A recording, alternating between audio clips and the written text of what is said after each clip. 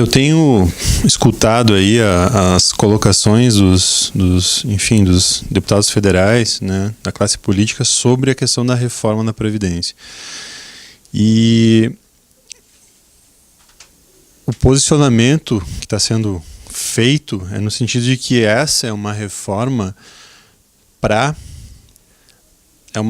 de país, de Estado, de nação. Esse é um argumento muito utilizado, tenta se vender essa ideia, né, tenta se vender esse posicionamento, né, para legitimar a reforma da Previdência.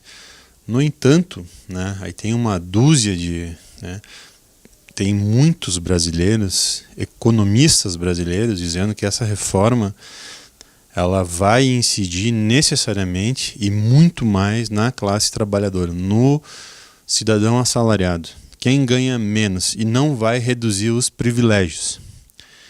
E aí eu fico me perguntando, né, sobre essa situação, quando o político fala que esse é um projeto de país. Sim, seria um argumento interessante se não fosse simplesmente, né, o impacto maior em cima de quem ganha menos, né? Mas, ao mesmo tempo, se considerasse outras alternativas para resolver o problema da economia do país, para resolver justamente a situação do país. E aí eu me refiro ao quê?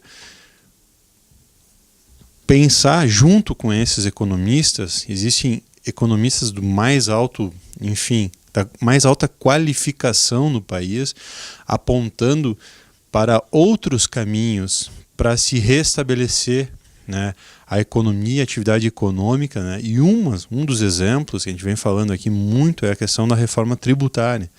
Quer dizer, outra questão aí é a própria dívida pública, tanto do país quanto dos estados. Quer dizer, aquilo que traria um efeito gigantesco, né, na realidade do país, na realidade econômica do país, não está sendo colocado em questão.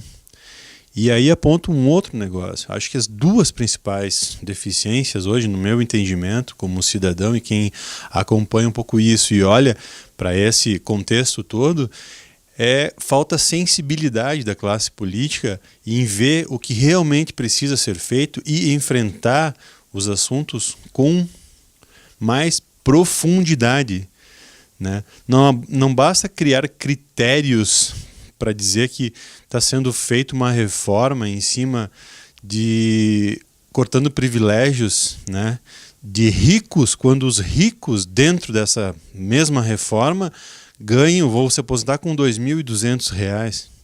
Isso não é rico para ninguém, isso é a média do trabalhador e é justamente quem ganha menos dentro de uma realidade que tem muito mais benefícios aí, né, tanto dentro da esfera pública, principalmente dentro da esfera pública. Ou seja, quer dizer, falta essa sensibilidade para o político realmente mudar essa relação e enfrentar esse problema de frente, com todas as armas, e se apropriando principalmente do conhecimento que está disponível aí de economistas brasileiros, né, que dizem, não é esse o caminho.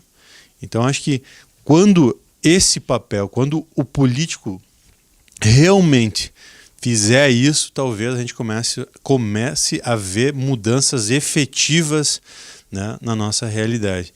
E isso serve também para os municípios, que já vem fazendo essa transformação, mas ainda assim tem muito a enfrentar, né?